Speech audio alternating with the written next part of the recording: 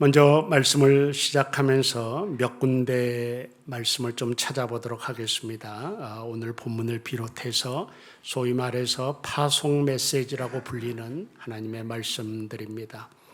먼저 오늘 우리가 읽은 본문을 보십시다. 제가 한번 읽어보겠습니다. 예수께서 또 이르시되 너희에게 평강이 있을지어다. 아버지께서 나를 보내신 것 같이 나도 너희를 보내노라. 이 말씀을 하시고 그들을 향하사 숨을 내쉬며 이르시되 성령을 받으라. 너희가 누구의 죄든지 사하면 사하여 줄 것이요 누구의 죄든지 그대로 두면 그대로 있으리라 하시니라. 부활하신 예수님께서 제자들에게 나타나셔서 하신 말씀입니다. 부활하신 예수님이시죠. 그래서 제자들에게 마지막 메시지를 주고 있는 장면이라고 생각됩니다. 예수님은 제자들을 단순하게 가라고 말씀하십니다. 나도 너희를 보내노라. 나도 보냄을 받은 자다. 나도 똑같이 너희를 보내겠다. 가는 너희들에게 성령을 보내주겠다. 권세와 능력을 주겠다라는 그런 말씀이죠. 보게 되면 그들을 향하여 숨을 내쉬며 이르시되 성령을 받으라. 어떤 예수님의 숨을 통해서 어떤 마력이 전달된 그런 사건이 아니라 저는 이 숨을 내쉬는 것은 다분히 오순절 곧 있게 될 성령 강림에 대한 상징적인 표현이라고 이렇게 생각을 합니다. 그래서 권세와 능력을 주겠다. 가서 해야 할 일은 주어진 권세를 통해서 세상의 용서를 선포하는 것이다 라는 것이죠. 너희가 누구의 죄든지 사하면 사하여 줄 것이요 누구의 죄든지 그대로 두면 그대로 있으리라 하시니라 라는 말씀은 주어진 권세를 통해서 세상의 죄를 용서하는, 즉 다르게 이야기하면 세상의 평화를 이루어내는, 세상에 가서 예수님이 주신 샬롬을 선포하는 그런 행위를 해라. 그래서 요점을 말하면은 나도 보냄을 받았으니 나도 너희들을 보낸다. 너희들은 가서 성령의 권능으로 세상에 내가 주는 샬롬을 실천하라 라는 말씀이 오늘 본문 말씀을 간단하게 정리할 수 있겠습니다. 또 한 말씀을 찾아보겠습니다. 마태복음 28장 18절에서 20절 말씀입니다. 마태복음 28장 18절에서 20절 말씀 제가 읽어보겠습니다.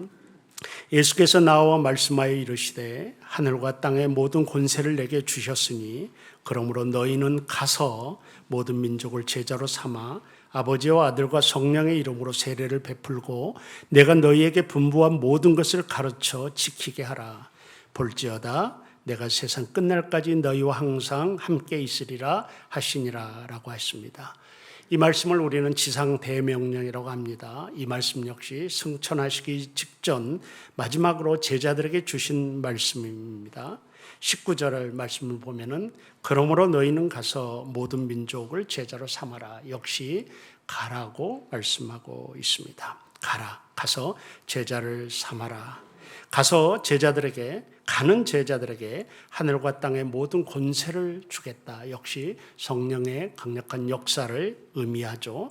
가는 제자들에게 하늘과 땅의 모든 권세를 주시겠다고 하셨습니다.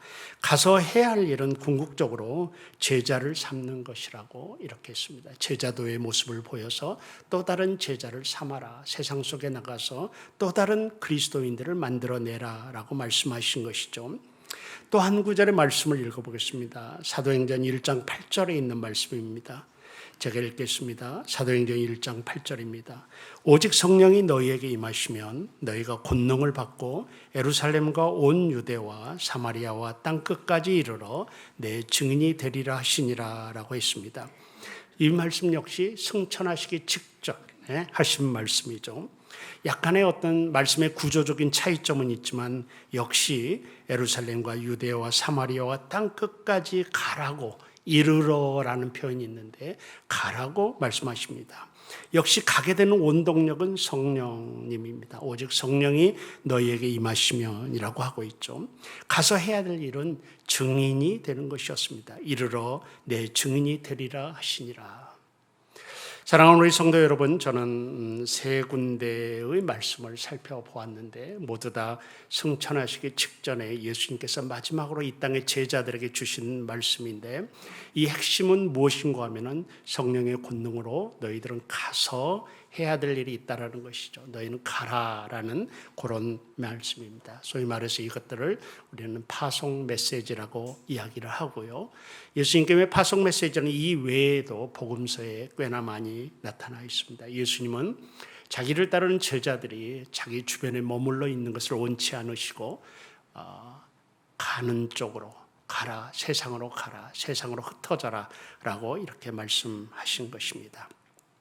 이 말씀을 여러분 마음속에 좀 품으시고 제가 드리는 말씀을 좀 유심히 들었으면 좋겠습니다. 먼저 제가 여러분들에게 무엇이 교회인가에 대해서 좀 이야기를 하고자 합니다. 무엇이 교회인가? 교회는 무엇인가? 정답은 우리가 교회이다입니다. 내가 교회이다. 사람인 내가 교회이다.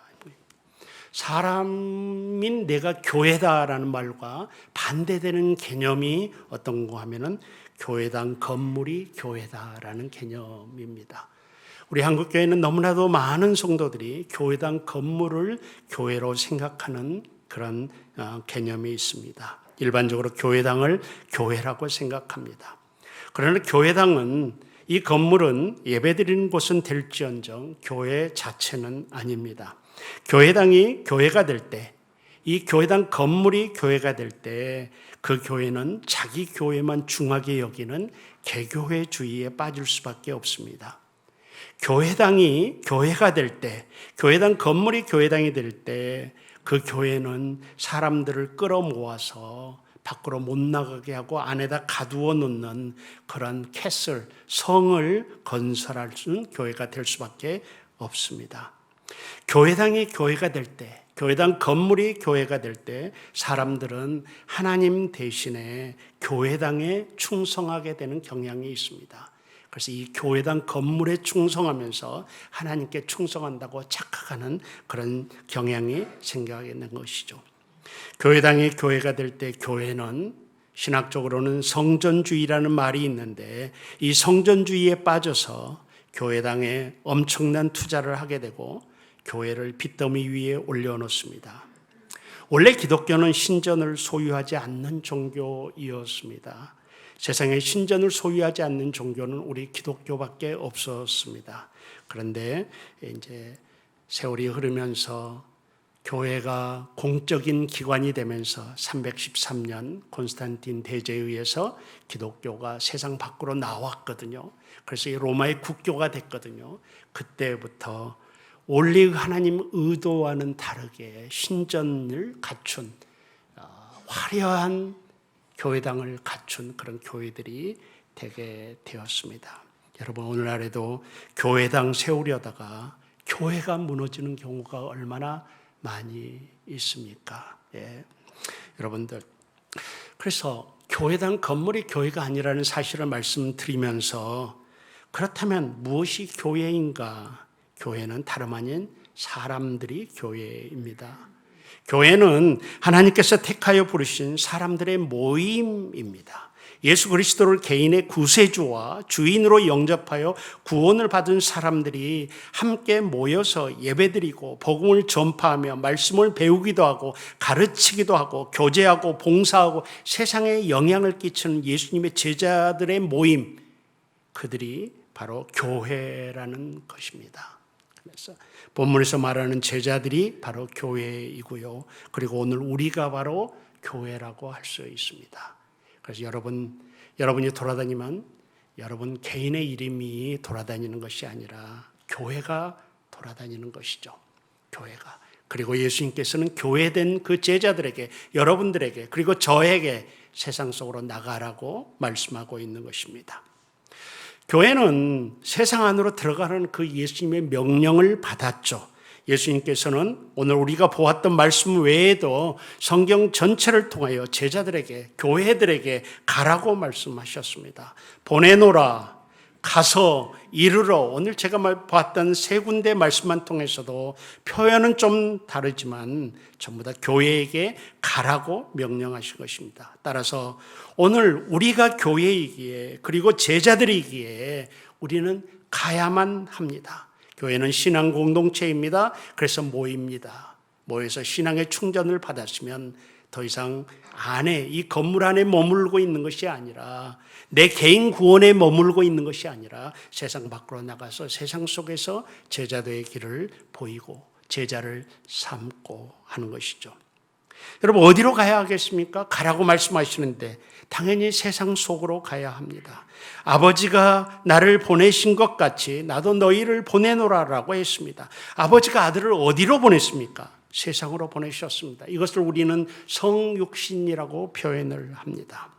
세상으로 보냄을 받은 아들은 이제 제자들을 세상으로 또다시 보내십니다. 제자들에게 가라고 하신 그 말씀은 바로 우리에게 하신 말씀이고 우리 교회에게 하신 말씀이고 그렇습니다. 그렇게 교회는 세상 속으로 가야 하고 우리 성도들은 세상 안으로 들어가야만 하는 것이죠. 교회는 세상 속으로 가서 샬롬을 이루어내고 주님이 주시는 그 샬롬 평화를 이루어내고 제자도를 실천하고 증인이 되어야 하는 것이죠. 우리가 예수님을 믿는 이유는 당연히 우리 자신들이 먼저 구원받기 위해서입니다. 그러나 그것에 만족한다면 우리는 반쪽짜리 성도들일 것입니다. 우리는 구원을 받았으면 이제 구원받은 백성으로서 세상에 존재해야 하는 것이죠. 구원받은 우리가 세상 가운데로 들어가 그곳에서 용서를 선포하여 하나님의 샬롬을 이루어내야 합니다. 또한 또 다른 사람을 제자로 삼는 제자도를 실천해야 하고요. 그리고 예수 그리스도를 증언하는 증인으로서의 삶을 살아야 합니다. 그렇다면 세상 안에서 샬롬을 이루어내고 제자도를 실천하고 증인이 된다는 것이 무엇을 의미합니까? 여기서 말씀을 한 군데 더 찾아보려고 합니다. 마태복음 5장 13절에서 16절 말씀입니다. 좀 길지만 제가 읽어보겠습니다. 마태복음 5장 13절에서 16절 말씀입니다. 너희는 세상의 소금이니 소금이 만일 그 맛을 잃으면 무엇으로 짜게 하리요? 후에는 아무 쓸데없어 다만 밖에 버려져 사람에게 밟힐 뿐이니라. 너희는 세상의 빛이라. 산 위에 있는 동네가 숨겨지지 못할 것이요 사람이 등불을 켜서 말 아래에 두지 아니하고 등경 위에 두나니 이러므로 집안 모든 사람에게 비치느니라. 이같이 너희 빛이 사람 앞에 비치게 하여 그들로 너희 착한 행실을 보고 하늘에 계신 너희 아버지께 영광을 돌리게 하라. 아멘. 여러분 우리가 세상 안에서 샬롬을 이뤄내고 제자도를 실천하고 증인이 된다는 그 의미는 세상 가운데서 소금이 되고 빛이 되는 것입니다. 그렇습니다. 교회는 세상 안으로 들어가서 소금이 되고 빛이 되어야 하죠. 무슨 말입니까? 결국 착함을 드러내라는 것입니다. 쉽게 이야기하면 착하게 살아야 한다는 얘기죠. 본문에서 말하는 소금과 말씀에서 말하는 소금과 빛은 세상 사람들에게 드러나는 행동을 의미하는데 기능을 의미하는데 계속해서 그 말씀 속에서 해석하는 것이 착한 행실을 말합니다. 결국 착함을 드러내라는 것이죠. 착하게 살라는 것이죠. 교회는 세상 가운데서 착한 행실을 해야만 한다는 것입니다. 산 위에 있는 동네라는 말씀을 하십니까? 결국 교회는 산 위에 있는 동네가 되어야 됩니다. 여러분들은 모두 다 산 위에 있는 동네가 되어야 됩니다. 무슨 말입니까? 숨겨질 수 없다라는 것이죠. 산 위의 동네는 다방에서 다 볼 수 있습니다. 드러납니다. 그 동네가 어떤 동네가 되는지 바로 이 말씀을 이야기하는 것이죠. 등잔을 등경 위에다 올려놓는다는 것이죠. 통 안에다 집어넣어서 감출 수 없다라는 것이죠. 등잔의 존재 목적은 결국 뭡니까? 세상 가운데서 결국 말하는 게 착한 행실을 통해서 하나님 세상 사람들이 하나님께 영광을 돌리게 하는 것, 이것이 바로 우리 세상 안에서 샬롬을 이루어내고 제자들을 실천하고 증인이 되는 가는 목적이라고 할 수가 있습니다. 오늘 우리에게 주신 말씀입니다. 우리는 보냄을 받았습니다. 가야 됩니다. 제자이기 때문이죠. 교회이기 때문이죠. 가서 뭘 해야 되느냐? 착한 행실을 해야 된다는 것이죠. 제 말이 어렵습니까? 지금 다 저 따라오고 있죠? 네. 뭐 이 정도는 해야 교수 아니겠습니까, 여러분들? 예, 그렇죠. 예.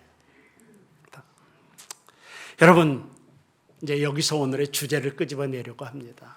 이러한 교회를 우리는 선교적 교회라고 말합니다. 이러한 교회를 선교적 교회입니다.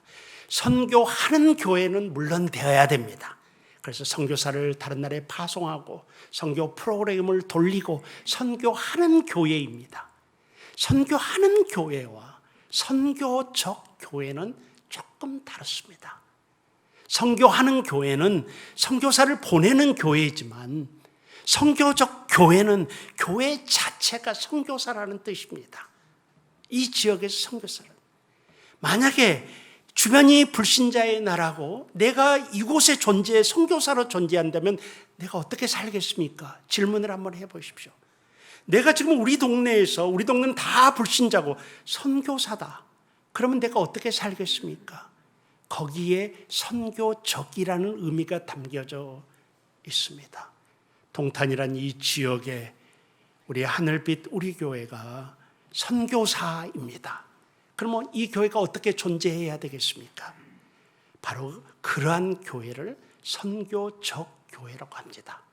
많은 우리 한국 교회들은 선교하는 교회는 잘하고 있었습니다. 그러나 선교적 교회는 되지 못했던 것이죠. 그러니까 세상이 교회를 최근 나온 통계를 보면 10%만 신뢰를 한대요, 교회를. 왜? 선교사로 살지 않았기 때문이에요. 선교사를 내보내기는 교회는 됐지만 선교사로 존재하는 교회는 되지 못했던 거예요. 그 지역에서. 그래서 세상 사람들에게 지탄을 오히려 받고 있는 것이죠. 우리는 산 위의 동네가 되는, 주님의 말씀대로 산 위의 동네가 되고 등경 위의 등잔불이 되는 교회, 가서 착한 행실을 하는 교회, 이 교회를 우리는 선교적 교회라고 이야기합니다. 이렇게 사는 성도들의 삶을 여러분 이번 선교축제의 주제로 정한 미셔널 라이프라고 부릅니다. 여러분들이 그렇게 살면 각 있는 현장에서 선교사로 살아가는 그 모습을 미셔널 라이프, 선교적 삶이라고 이야기를 할 수 있을 것입니다. 선교적 교회란 말은 요즘 교회와 신학에서 화두가 되고 있는 말입니다. 굉장히 유행하고 있는 말입니다. 저는 선교적 교회가 성경적 교회라고 믿고 있지만 한국 교회가 여지껏 그랬던 것처럼 또 선교적 교회 한번 붐으로 일어나고 끝나버릴까 상당히 염려하고 있습니다. 그런데 뜻밖에도 여러분의 교회에서 선교적 교회로 교인 전체를, 평신도 전체를 대상으로 이런 축제를 가진다는 소리를 듣고 저는 굉장히 기뻤습니다. 여러분, 선교적 교회라는 말은 영국 성공의 목사이며 동시에 인도의 선교사였던 레슬리 뉴비긴이라는 사람으로부터, 그 목사로부터 비롯된 말입니다. 뉴비긴은 인도의 선교사로 35년을 보냈습니다. 그리고 은퇴를 하고 다시 조국 영국으로 돌아왔습니다.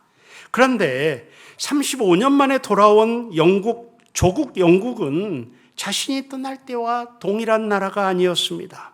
자기가 떠날 때는 분명 영국은 기독교 국가이었는데 40여 년 만에 돌아와 보니 영국은 비기독교 국가가 되어 있었던 것이죠. 뉴비긴은 충격을 받았습니다. 뭔가 잘못되었음을 깨달았죠. 그러면서 머나먼 나라의 선교도 중요하지만 정작 자기 나라 영국을 선교하는 것이 더 필요하다는 사실을 자각하게 되었습니다.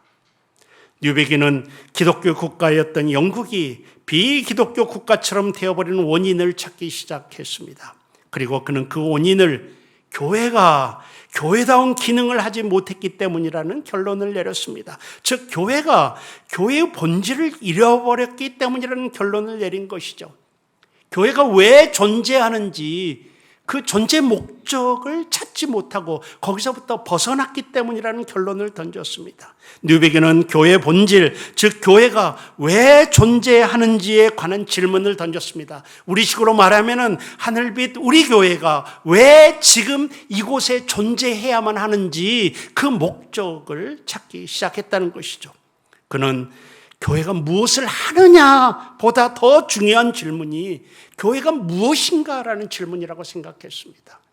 우리들은 모두 다 교회가 무엇을 하는가에 관심이 많이 있지만 정작 우리 교회의 정체성은 잊어버리고 교회가 왜 이 지역에 지금 이곳에 이 시기에 이 순간에 이곳에 존재하고 있는지 그 목적은 상실하는 경우가 많습니다. 많은 교회가 그렇습니다. 그래서 하던 일 계속하면서 이렇게 돌아가는 것이죠. 그 질문에 대해 뉴비기는 교회는 선교사다라는 대답을 얻었습니다. 교회는 선교사다.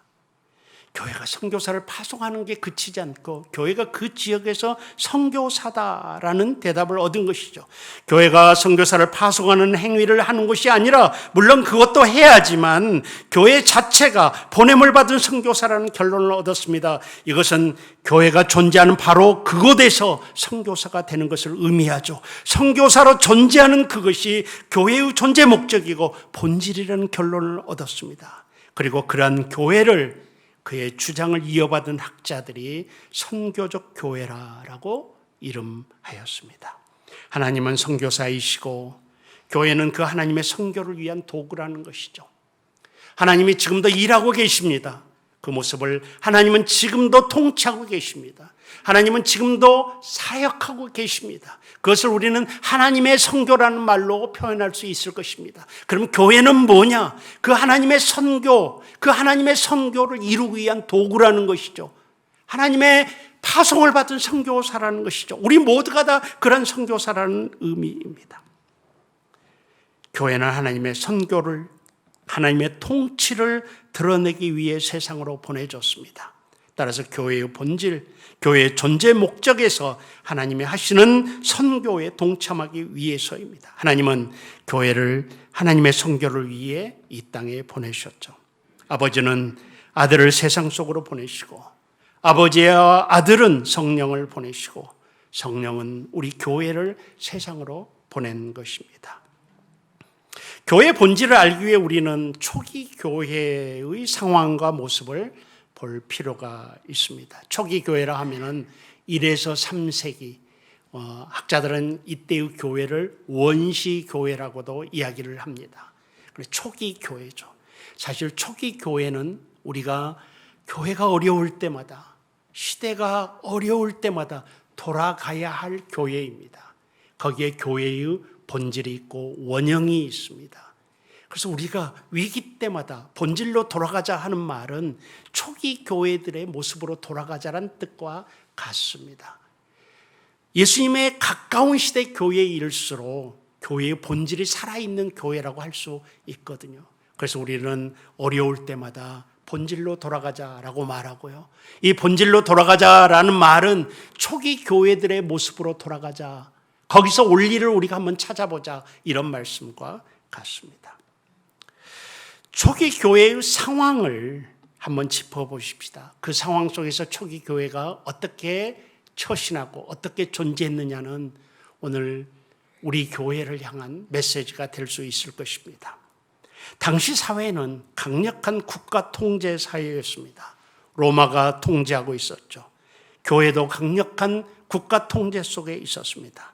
동시에 각종 민족과 언어와 종교와 미신이 인정되는 다원주의 사회였습니다. 또한 전염병이 창궐한 시대였습니다.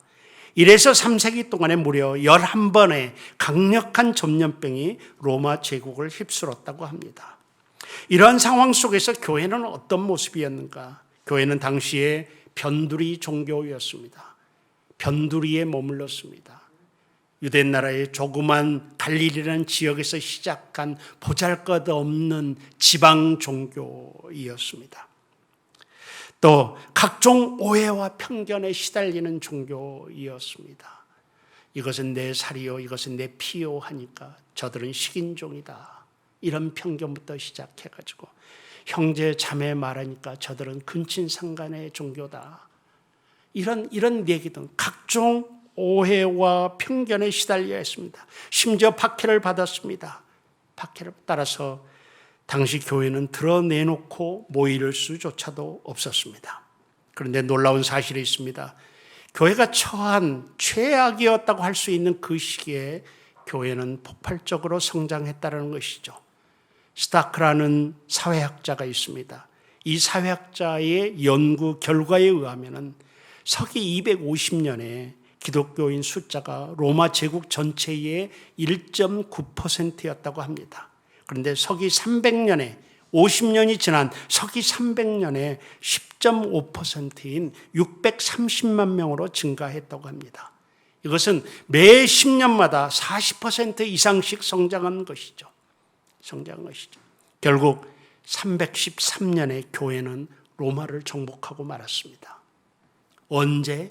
가장 어려운 그 시절에, 그 상황 속에서, 모일 수도 없었던 그 상황 속에서, 핍박받고 박해받던 상황 속에서, 편견과 오해 속에 있었던 그 상황 속에서 교회는 성장을 했는데 결국은 300년 만에, 예수 그리스도가 돌아가신 뒤 약 300년 만에 로마를 정복하고 말았습니다. 성도 여러분, 어떻게 이런 일이 일어날 수 있겠습니까?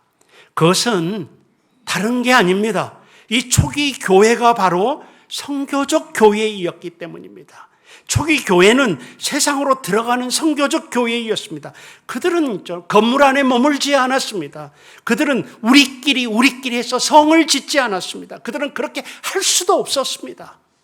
모일 수도 없었습니다. 그들이 존재하는 곳은 세상 가운데였습니다. 세상 안에서 살았던 것이죠. 그들은 사람들이 오기를 기다리지 않았습니다. 그들은 사람이 있는 곳으로 갔습니다. 이러한 모습이 바로 선교적 모습입니다. 그들은 모이는 공동체로 남아있지 않았습니다. 그들은 사랑의 공동체였습니다. 그래서 그들은 각종 인종과 신분과 빈부를 초월하여 사람들에게로 다가갔습니다. 그들은 나눔을 통해 물질의 평등을 이루려 했을 뿐만 아니라 소외된 집단인 여성과 노예와 버려진 사람들을 포용하고 관용했습니다. 그들은 긍휼과 자비를 베풀었습니다. 재난 속에서 절망에 빠진 사람들에게 소망을 주었습니다. 전염병 가운데서 버려진 사람들에게 가서 물로 닦아주고 치료해주고 그러므로 그들을 살려냈습니다. 소유한 물질을 통해 가난한 이웃들의 필요를 채워주었습니다. 참으로 관대했습니다. 사람들은 기독교인의 이러한 삶을 경이롭게 바라보았습니다. 그렇기 때문에 노예가 주인을 복음화시킬 수 있었고 아내가 남편을 복음화시킬 수 있었고 이방인이 이방인을 전도할 수 있었던 것 아니겠습니까? 그들은 선교적 라이프를 살았습니다. 미셔널 라이프를 살았던 것이죠. 여러분, 우리 교회를 비롯하여 한국교회가 선교적 교회가 되어야 합니다. 그것이 오늘날 한국교회가 이 땅에서 믿음을 회복하고 이 땅에서 역할을 해보기는 첩경이라고 저는 생각합니다. 오늘날 우리 한국교회 상황은 로마 제국 아래서의 초기 교회들이 당하는 형편과 매우 유사합니다. 우리나라 역시 국가가 교회를 강력하게 통제하고 있습니다. 코로나로 인해서 더 강력하게 정부가 교회를 통제하고 있는 그런 모습이 있습니다. 포스트 모더니즘이라는 철학이 자리를 잡아 다원주의 사회가 되었습니다. 코로나19라는 전염병이 강력한 영향을 끼치고 있습니다. 우리 교회는 지금 한국에서 변두리에 위치하고 있고 욕먹고 오해받고 예배 모임까지도 금지되고 있습니다. 지금 우리나라는 기독교 국가가 아닙니다. 지금이 기독교 시대도 아닙니다. 기독교 문화가 대세이지도 않습니다. 사람들은 기독교를 개독교라고 하고 있지 않습니까? 기독교 문화를 멸시하고 천대하고 있습니다. 그런데 우리 교회들은 그러한 상황을 인식하지 못하고 있습니다. 왜? 성 안에 갇혀 있기 때문입니다. 성 안에 우리끼리 모여 있기 때문에. 여러분 전도하라고 제가 여기서 말하겠습니다.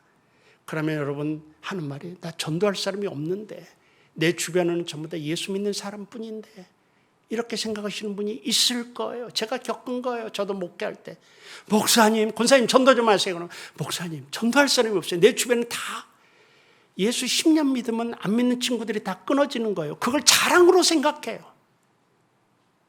성 안에 갇혀져 있는 것이죠. 여러분 길거리 10명 중에 8명이 교회를 다니지 않고 있습니다. 우리나라 10명 중에 8명이 교회를 다니지 않고 있습니다. 근데 우리가 생각하기에는 다 교회 다니는 것 같아요. 왜? 내가 성 안에 갇혀 있으니까. 주님의 말씀은 세상 속으로 들어가라고 했는데 내가 들어가지 않으니까 들어가면요 10명 중에 8명, 길거리에서 만나는 8명이 교회를 안 다니고 있어요. 그리고 나머지 2명을 비웃고 있어요. 교회 다니는 2명을. 근데 우리 주변에는 교회 안 다니는 사람이 없어요. 뭡니까? 성교적 라이프를 살고 있지 않다라는 객관적인 증거라고 할 수 있을 것입니다. 교회는 그러한 상황을 인식하지 못하고 있어요. 마치 높은 담으로 둘러싸인 성처럼 교회는 세상 가운데 높은 담을 쌓고 우리들끼리 축제를 벌이고 있는 것입니다. 사람들이 오기를 기다리고 사람들이 올 것으로 착각하고 있습니다. 그러나 사람들이 오지 않습니다. 우리가 가야 되는 것이죠. 그들에게로. 뉴비긴이 부딪힌 영국 교회가 그러했습니다. 영국을 비롯한 유럽은 1500년 이상을 기독교 왕국으로 지났습니다. 그리고 우리는 그것을 크리스텐덤이라는 말로 부릅니다. 1500년 이상을 기독교가 지배했던 유럽이었죠. 그런데 이제는 더 이상 기독교 왕국이 아닌 것입니다. 비기독교의 나라가 된 것입니다. 그런데 교회는 아직도 착각 속에 빠져 있었던 것이죠. 뉴비긴이 그걸 보게 된 것입니다. 교회는 빚진 자의 자세가 아니라 빚을 준 사람의 모습이었다는 것이죠. 교회가 자만에 빠져 있다는 것이죠. 뉴비긴은 교회의 그러한 모습은 본질을 잃어버린 모습이라고 생각했습니다. 즉 선교사로서의 교회 모습을 잃어버린 것이었죠. 성도 여러분, 교회는 선교적이어야 합니다. 교회는 현장적이어야 합니다. 교회는 맥락화가 필요합니다. 살고 있는 삶의 맥락화가 필요하죠. 하나님의 자녀로서 우리는 왜 이 지역에 있는가를 시작으로 하나님께서는 우리에게 무엇을 원하시는가를 확인해야 합니다. 복음의 증인이 되어야 하고요. 성육신적이어야 합니다. 성육신적은 하나님이 인간이 되어주신 것처럼 우리가 세상이 되어주는 것이죠. 그들에게 가서 그들과 같이 되어주는 것이죠. 이 지역에서 선교사로서 선교적 사명을 감당해야 합니다. 하나님께서는 교회가 위치한 지역에서 하나님의 나라를 세우기에 있는 자리에서 하나님의 나라를 보여주는 그런 교회가 되어야 합니다. 하나님의 나라를 세우기에 부르셨고 그리고 우리를 보내신 것이죠. 선교적 교회는 지금 있는 문화 속으로 들어갑니다. 지금 세상 속으로 들어갑니다. 선교적 교회는 지금 동네 안으로 들어갑니다. 교회를 보내는 존재에서 보냄을 받은 존재로 변화를 의미합니다. 보냄을 받은 존재로. 여지껏 우리는 선교사를 파송하는 그런 교회로만 존재했잖아요. 그러나 선교지는 외국이 아니라 내가 존재하는 이 동네이고 동탄이고 바로 이곳으로 이 교회는 보냄을 받았고 여러분들은 여러분이 사는 현장으로 보냄을 받았다는 것입니다. 단지 복음을 전하는 역할로서 만족하지 않고 삶의 현장으로 보냄을 받은 선교사인 것입니다. 지금 우리들은 여지까지 끌어들이는 사역, 그러니까 어떻게 하면 교회를 매력적으로 만들어서 사람들을 교회로 오게 할 것인가. 그리고 이 방법이 지난 한 3, 40년 동안 통했습니다. 노모와 이제는 통하지 않습니다.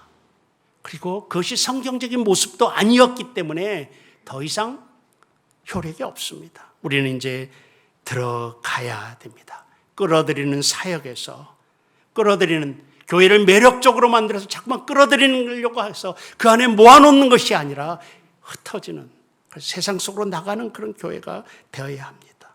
예수님은 우리에게 온 세상으로 가서 그의 사신이 되라고 그의 심부름꾼이 되라고 말씀하셨습니다.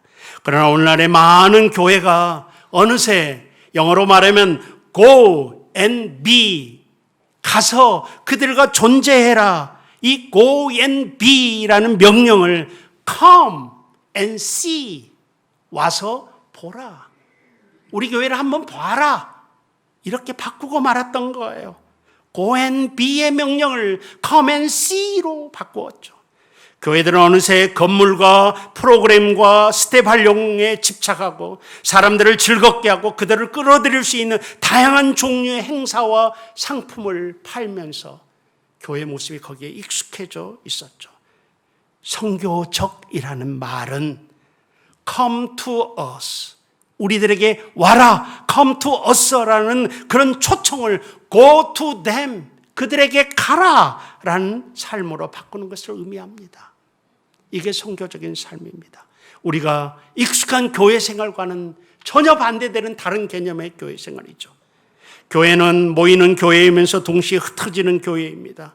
교회는 그리스도에 대한 신앙을 고백하는 자들의 모임이기에 기본적으로 모이는 교회입니다. 그러나 교회는 또한 하나님의 나라를 위하여 세상으로 보내심을 받은 존재로서 교회를 이루는 것입니다. 세상으로 보내셔야 됩니다.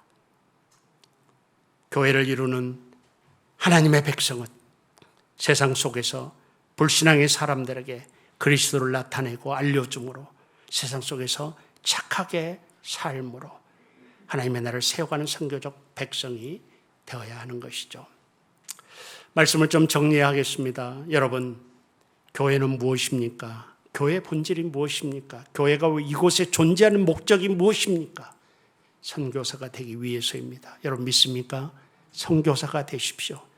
교회는 교회당 건물이 아닙니다. 교회는 구원받은 사람들의 모임입니다. 교회를 건물이라고 생각할 때 교회는 결코 선교사가 될 수 없습니다. 선교사가 될 수 없습니다.